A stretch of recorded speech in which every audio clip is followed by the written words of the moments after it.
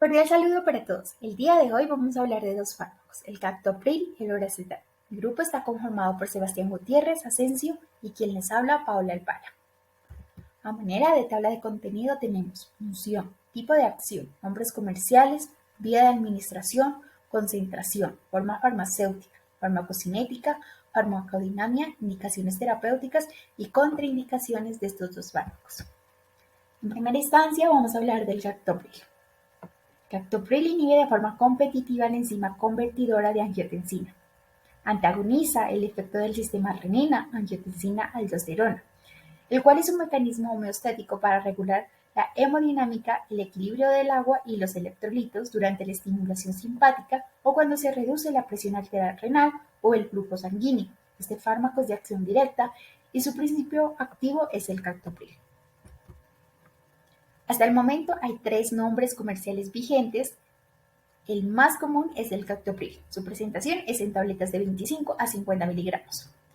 Otro de ellos es el Altran, que viene en tabletas de 25 miligramos, y el Dicanor, que se encuentra vigente en tabletas de 50 miligramos. Su forma farmacéutica más común es los comprimidos, y su vía de administración es oral. Se encuentran concentraciones de 25 y 50 miligramos.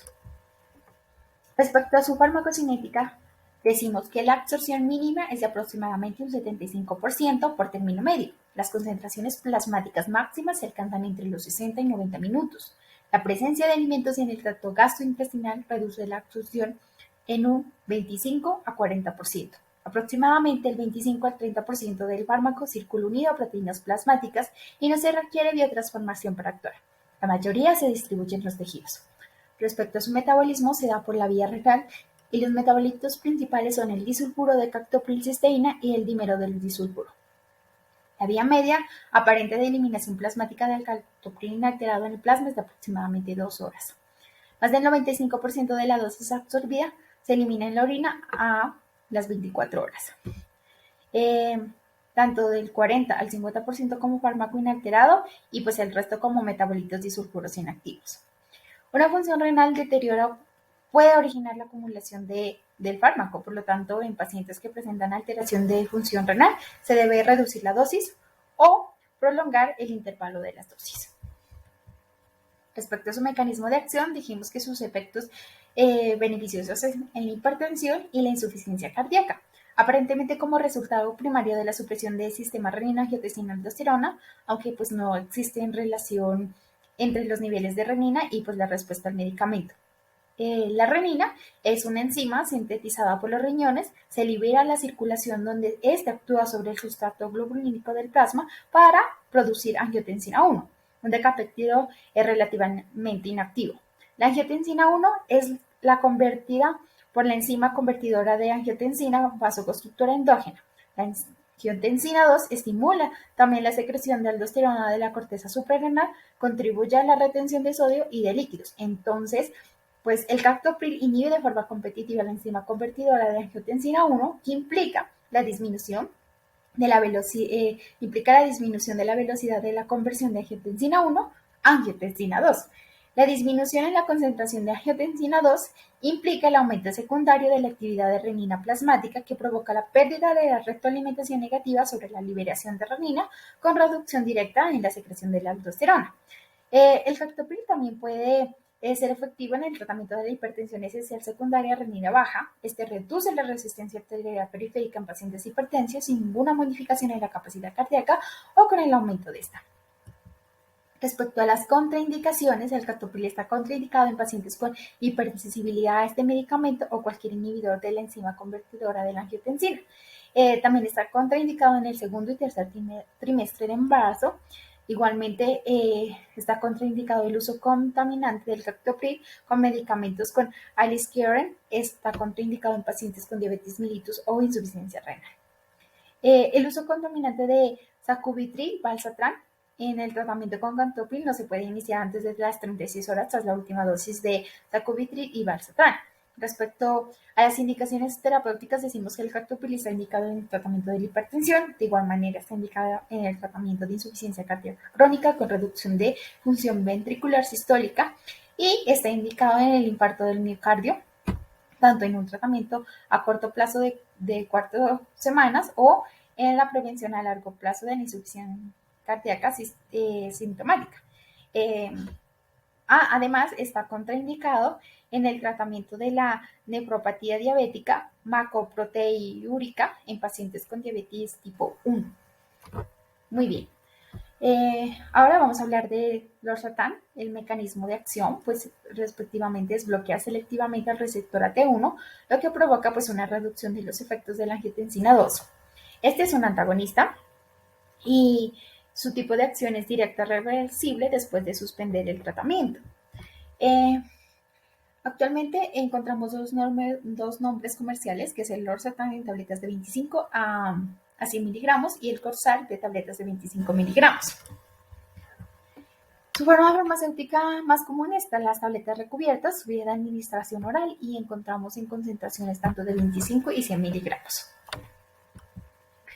Respecto a su farmacocinética, decimos que tras su administración oral, pues el losartán sufre un metabolismo de primer paso formado un metabolito activo, que es el ácido carboxílico, y otros metabolitos inactivos. La biodisponibilidad sistémica de los comprimidos de losartán es de aproximadamente el 33%, y las concentraciones máximas medidas de losartán y su metabolito activo se alcanzan al cabo de 1 hora y de 3 a 4 horas respectivamente. Respecto a su distribución, tanto el losartán como su metabolismo activo se unen a las proteínas plasmáticas, principalmente la albulina, en un alrededor del 99%, y el volumen de distribución del losartán es de 34 litros.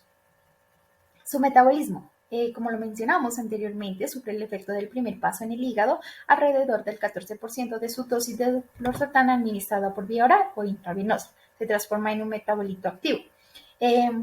Cerca del 1% de los pacientes se observa una transformación mínima del losartán en un metabolito activo. Además de un metabolito activo, se forman también metabolitos inactivos, como lo mencionamos. Respecto a su eliminación, el aclaramiento plasmático del losartán y su metabolismo activo es de 650 mililitros sobre minutos, respectivamente, y el aclaramiento renal del losartán de su metabolito activo es de unos 74 y 26 mililitros sobre minuto. Cuando se administra el losartán por vía oral, alrededor del 4% de la dosis se elimina inalterado en la orina y aproximadamente el 6% de la dosis se excreta en la orina en forma de metabolito activo. Muy bien, ahora vamos a hablar de la farmacodinámica.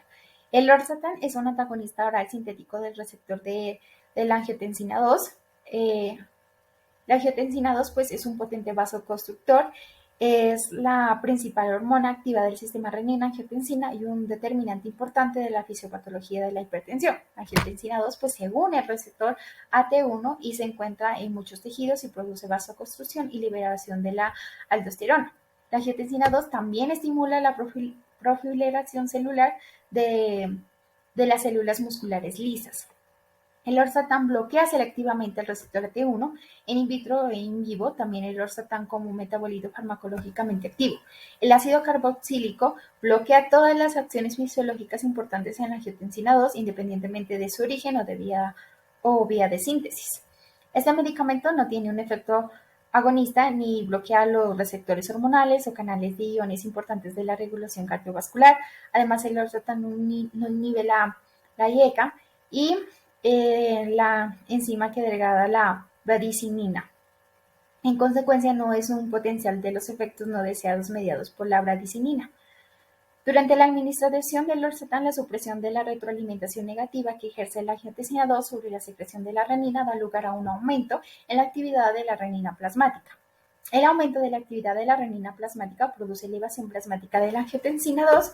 Incluso a pesar de estos aumentos, pues se mantiene la acción antihipertensiva y la supresión de las concentraciones plasmáticas de la aldosterona, lo que pues indica que se logra un bloqueo eficaz de los receptores de la angiotensina 2. Tanto el losartán como el metabolito activo principal tienen pues mayor afinidad por el receptor AT1 que pues por los receptores AT2. El metabolito activo es de 10 a 40 veces más activo que el losartán. Bueno, respecto a las indicaciones terapéuticas, este es utilizado en la hipertensión arterial leve o moderada o como medicamento alternativo para los antihipertensivos de primera elección. El tratamiento de la enfermedad renal en pacientes adultos con hipertensión de diabetes tipo 2 con proteinuria. En tratamiento de insuficiencia cardíaca crónica en pacientes con adultos de reducción de riesgo de accidentes no cerebrovasculares también está indicado. Ahora sí, respecto a las contraindicaciones, está contraindicado en casos de hipertensibilidad del fármaco, estenosis de arteria renal y en el embarazo. Debe usarse pues con precaución en pacientes con volumen plasmático reducido o con disfunción hepática grave. Los analgésicos antiinflamatorios pues pueden reducir su efecto antihipertensivo. Muy bien, esta es nuestra bibliografía que utilizamos para nuestra presentación. Eso es todo. Muchas gracias por su atención.